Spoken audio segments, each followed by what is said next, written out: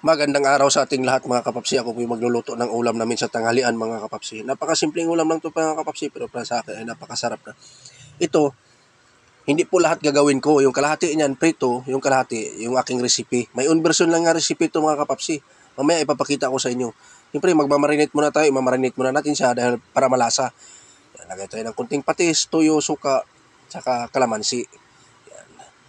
Mamarinate lang natin siya saglit. Pero hindi lahat yan gagawin ko mga kapsi kasi yung kalahati yan prito. Pipritohin natin kasi yung mga anak ko kakain din sila ng prito. Gusto nila prito. Kumuha lang ko ng ilang piraso. May kunting sabaw lang ba. Sarap humigop ng sabaw lalo na pag medyo maanghang-anghang siya. Kaya sabi ko, i-marinate ko na. Isabay ko na lang lahat pang marinate. Yan. Yung malaki na yung pitso mga kapsi yan ang gagawin ko. Yan. Yan. Isang pirasong pitso. Yan. Hiniwalay ko lang siya. Hindi ko siya hiniwa. Dahil mamaya, may gagawin tayo dyan. Saka haluan din natin siya ng atay at saka balon-balunan. Atay ng manok at saka balon-balunan. Dahil napakalasa to pag may atay ng manok. Yan. Marinate na tayo ng marinate natin mga kapapsi. Tapos magpiprito na tayo. Papakulo na ko ng mainit na mantika. Papatong ko na yung isang pirasong pitso. Dahil yung recipe nga gagawin ko mga kapapsi, may own version, sabi ko sa inyo, chicken halang-halang. Karamihan halang-halang mga kapapsi, inihaw eh. Ito sa akin, prito. Kasi hindi na pwede mag-ihaw dito sa amin dahil maraming sinampay. Mamaya, mapapagalitan tayo ng kapitbahay natin. Yan ginawa ko, prito na lang. Yan. Prituhin na lang natin.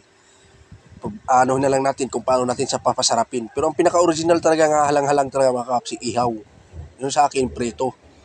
Yan, nagprito na rin ako ng atay at saka balon-balonan ng manok kasi ihalo po natin yan. Yan o. Napakalasa yan. Atay ng manok, ihalo natin dyan mga kapapsi. Yan. Kunting kimbot na lang yan, luto na yan. Tapos hihiwain natin yan maya-maya. Piprito lang natin siya. Para maganda yung kalalabasan niya. Ang ganda ng quality pagkaprito mga kapapsi. Oh. Yan. Yan. Hindi na natin masyado pang lutuin kasi lulutuin pa natin agad yan eh. Pag pumula na, pwede na yan.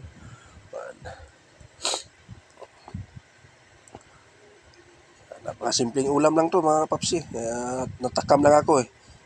Sarap kumain, humigop ng sabaw ah. Tama rin, napabili ako ng karne ng manok sa palengke. Napakarami yung nabili ko. Kulang-kulang 1 kilo. Sabi ko, tamang-tama din to. Bawasan natin ng 1 pitso nito. Yan na po mga kapapsi. Hiniwa ko na siya. Nandyan oh. Yan, balon-balunan. Yan, tsaka yung pitso natin. Yan, hiwain natin yan lahat maya-maya mga kapapsi. Yan, magigisa na tayo mga kapapsi. Sibuyas, kamatis, bawang, pinagsama ko na sila mga kapapsi. Yan. Marami tayong sibuyas dahil medyo sagana tayo sa sibuyas ngayon mga kapapsi. Yan. Hinaluan ko na 1 pirasong kamatis. Panimbang din sa lasa dahil ang kamatis napakalasa yan mga kapapsi. Yan. Haluin lang natin siya ng haluin. Papalabasin lang natin ang aroma ng sibuyas mga kapapsi. Yan. Naglagay ako ng luya, kunti lang. Lagay ko ng luya, kunti lang kasi lalagyan ko ng tumirik yan mamaya. Ganda yung tumirik, makulay siya eh. Yan na po, hiniwa ko na lahat mga kapapsi, pinakita ko na sa inyo. 1 mangkok lang, pwede na yan sa akin. Medyo solve na tayo yan. Tsaka maglagay tayo ng tanglad. Yan, 1 pirasong tanglad, 1 tangkay. Yan. Sabawan na natin doon sa mga 3 mangkok din. Pwede na. Solve na tayo yan mga kapapsi. May own version, chicken halang-halang. Pero prito po yung ginawa ko, hindi po inihaw. Yan. Kanya-kanya lang tayong diskarte. Pero ang importante kung paano natin siya papasarapin. Po, lalagay na tayo ng kunting tubig. Depende na rin sa inyo kung gaano karami tubig ilagay nyo. Yan, sa akin, tama lang. Yan. Masarap to pag medyo pagsandok mo na marami ang laman. Yan, tama-tama. Tapos naglagay po ako ng sili. Hindi ko rin gaano dinamihan ng sili. Kung tutuusin, kulang pa yan mga kapapsi. Kaso lang yung mga anak ko, kakain kasi. Sabi ko, tamtamang anghang lang daw. Ayun. Lagay po ito ng chicken tube, pangpalasa. Dagdag lasa mga kapapsi. Kaya kunting patis, pangpalat. Panimbang sa alat natin. Tansa, wala po tayong esaktong panukat yan mga kapapsi. Tansa meter lang pong gamit natin ng patis. Pag medyo hindi pa okay, dagdagan lang natin. Yan, kunting halo na lang, kunting halo.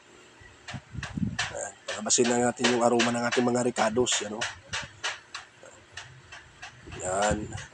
Miss ko na mga ganitong pagkain mga kapapsi. Matagal na rin ako hindi nakabakasyon sa probinsya namin. Ito ang pinakadabis na ulam namin kalagi. Halang-halang. Lalo na pag maulan-ulan, mambon-ambon, yung pinakadabis talaga. Tapos chicken na native na chicken, ay napakasarap talaga. Yan po mga kapapsi, ang ating sikretong pampalasa, nilagay ko na rin. Yan po. Kunting halo na lang yan mga kapapsi. Ready to serve na yan, ready to eat na rin yan. Ang ilalagay natin tangkay.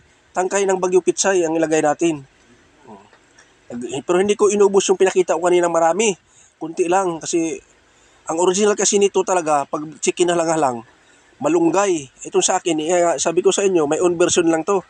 Baguio Pitsay po ang hinalo ko. Yan. Yan. Hiniwa ko na lang siya ng maliliit.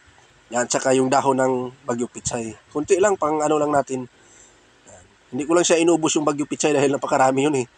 Binili ko isang buo yun kanina. Nabili ko, hinati ko na lang. Kaso lang, sobrang dami. Hindi na maganda. Kaya, kunti lang ang nilagay ko. Yan, titikman na natin mga kapapsi. At ako po'y nagpapasalamat sa inyo sa walang sawang suportan nyo mga kapapsi. Hanggang dito na lang ako. See you next vlog. Bye-bye.